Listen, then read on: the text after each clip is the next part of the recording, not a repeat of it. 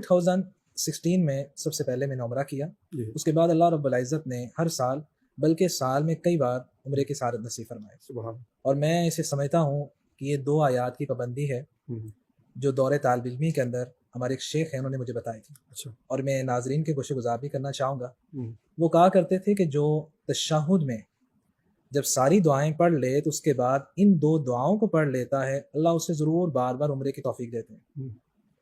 اور اس وقت کوئی دعا مانگی بھی جا سکتی ہے، جس طرح کہ صحیح بخاری میں نبی اکرم صلی اللہ علیہ وسلم کا فرمان ہے ثم لیتخیر من الدعاء اعجبہ الیہ فیدعو. جب تشہد کی ساری دعائیں پڑھ لیں جو پھر جو دل میں آئے تو مانگ سکتے ہو. تو وہ کہا کرتے تھے کہ ان 2 آیتوں کو لازم کر لو کہ ہر فرضی اور نفلی نماز میں پڑھنا. پہلی آیت مبارکہ سورۃ البقرہ میں ہے وَأَرِنَا مَنَاسِكَنَا وَتُبْ عَلَيْنَا إِنَّكَ أَنْتَ التَّوَّابُ الرَّحِيمُ. اور دوسری آیت کریمہ سورۃ توبہ میں ہے وَقَالُوا حَسْبُنَا اللَّهُ سَيُؤْتِينَا اللَّهُ مِنْ فَضْلِهِ وَرَسُولُهُ إِنَّا إِلَى اللَّهِ رَاغِبُونَ. اللہ کی رحمت اور عطا کے بعد واقعی جب سے ان 2 آیتوں کا ورد اور تشہد کی حالت میں پڑھنا شروع کیا ہے، اللہ نے ہر سال بھی بلایا ہے اور سال میں بھی کئی بار بلایا ہے.